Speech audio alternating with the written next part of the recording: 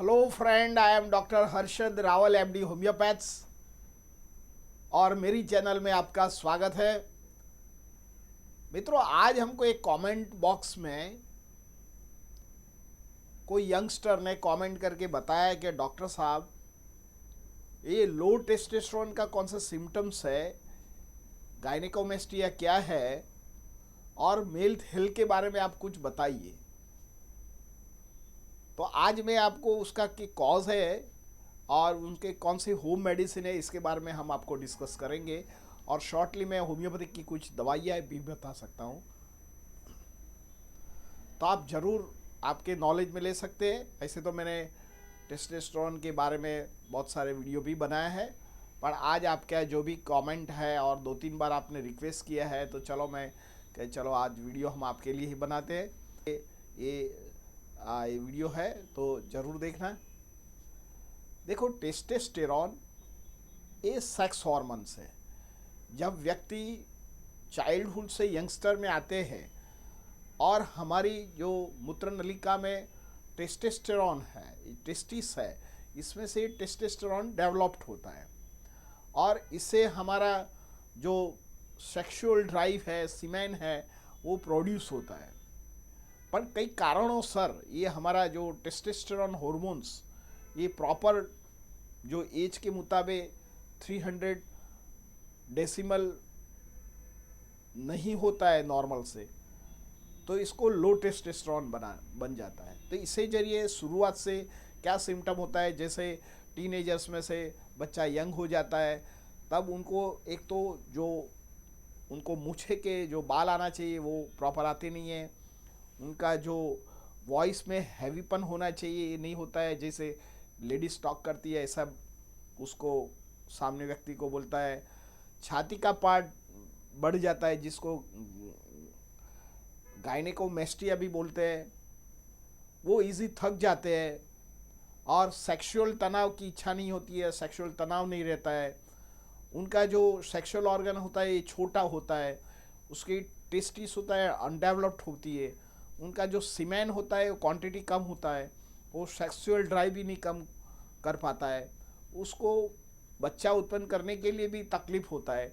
ये due to low testosterone. ऐसे तो और भी कॉज है, जैसे फॉलिंग स्टिमुलेटिंग हार्मोन या ल्यूटोट्रॉपिक हार्मोन्स, ये मेल हेल्थ का भी कारण है इनफर्टिलिटी के लिए। सेम ये टेस्टोस्टेरोन भी is one of the cause for the low testosterone. कई बार लैक ऑफ एक्सरसाइज या फटीक हो जाता है और बैठे रहता है, इसके लिए उसको ओबेसिटी हो जाता है, इंडाइजेशन हो जाता है, शरीर में मिनरल और विटामिन की खामी हो जाता है, मसल्स इंडेक्स कम हो जाता है। कई बार हड्डी की जो डेंसिटी होता है ये कम हो जाती है, जैसे शरीर के बाल भी धीरे धीरे धीरे उखड़ जाते हैं और दर्दी रेस्टलेसनेस लगता है, डिप्रेस लगता है और उनको वजन बढ़ता है, ओबेज हो जाता है और छोटी छोटी बात में वो गुस्सा कर देता है और फोकस नहीं कर पाता है बिजनेस में या स्टडी में, और मुंह में भी सलाइवा आ जाता है, नाइट फॉल्स होने की उनको तकलीफ रहता है। और जो भी हेल्थ के जो मेल हेल्थ का जो भी इशू होता है, ये 80% ये टेस्टोस्टेरोन, लो टेस्टोस्टेरोन के कारण होता है। तो लो टेस्टोस्टेरोन में हम क्या खाना खाना चाहिए, तो सबसे पहले फेनुग्रीक, जिसको मेथी बोलते हैं, तो मेथी दाना का आपको उपयोग करना चाहिए कि ये हमारा शरीर में लॉट ऑफ आयरन और कैल्शियम बनाता है। तो कैल्शियम की वजह से भी हमारा शरीर में रिजवाइंस हॉर्मोन्स होता है, तो आपको कैल्शियम की मात्रा बढ़ाने के लिए आपको सबसे पहले मेथी का उपयोग करना चाहिए।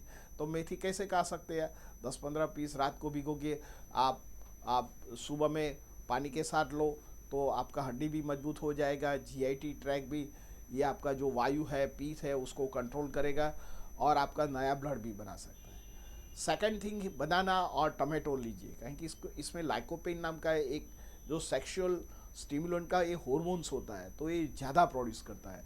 तो हर रोज़ 2 टमाटर और 2 केला तो खाना ही चाहिए। और जो पलवर की सब्जी है इसमें भी ये लाइकोपेन ज़्यादा पाया गया है, तो पलवर की सब्जी भी आप ज़्यादा उपयोग कर सकते हैं।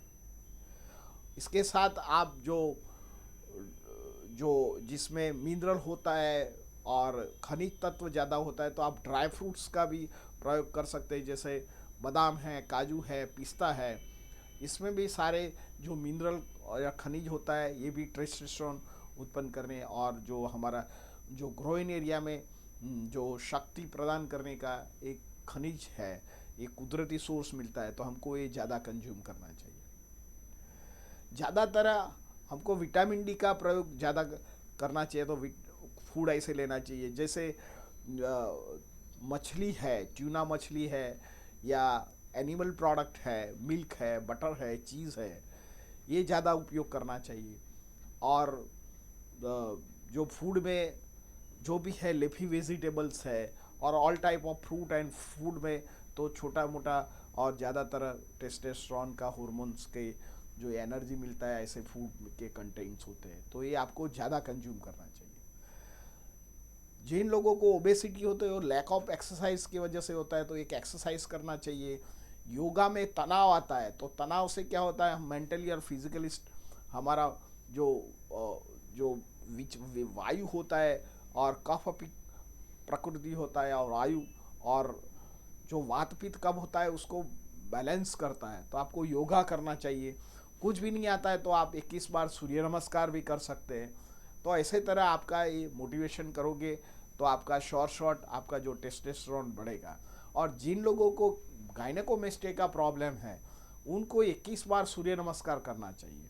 और खुराक में आपको जो भी शुगर है या कार्ब्स है उसको कट डाउन करना चाहिए, वेट कंट्रोल करना चाहिए, प्रॉपर स्लीप लेना चाहिए, ब्लड प्रेशर काबू में रखना चाहिए, आपका जो बढ़ी हुई शुगर है उसको कंट्रोल करना चाहिए। तो ये जब सब कुछ करते हैं तो आपको धीरे धीरे टेस्टोस्टेरोन बढ़ता है। कई बार हमारी जेनेटिक कॉज में भी जो पेरेंट्स को लो टेस्टोस्टेरोन होता है, तो बच्चे में भी लो टेस्टोस्टेरोन होने की संभावना रहती है।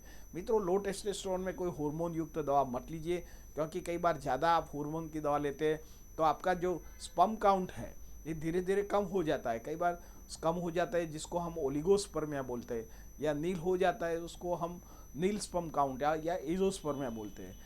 तो आपको ये फर्टिलिटी या आपको निसंतान का भी सामना करना पड़ता है। तो आपको शॉर्ट ऐसे दवा के नहीं लेना चाहिए। साथ में आपको होम्योपैथिक की जो दवा है, इसमें ग्लाइकोपोडियम है, योहिम्बिनम है, एसिड फॉस है, अश्वगंधा, जो आयुर्वेदिक में लेना चाहते हैं तो आप पाउडर ले सकते हैं। होम्योपैथिक में अश्वगंधा का मदर टिंचर भी आ सकता है, तो ये मदर टिंचर ले सकते हैं आप।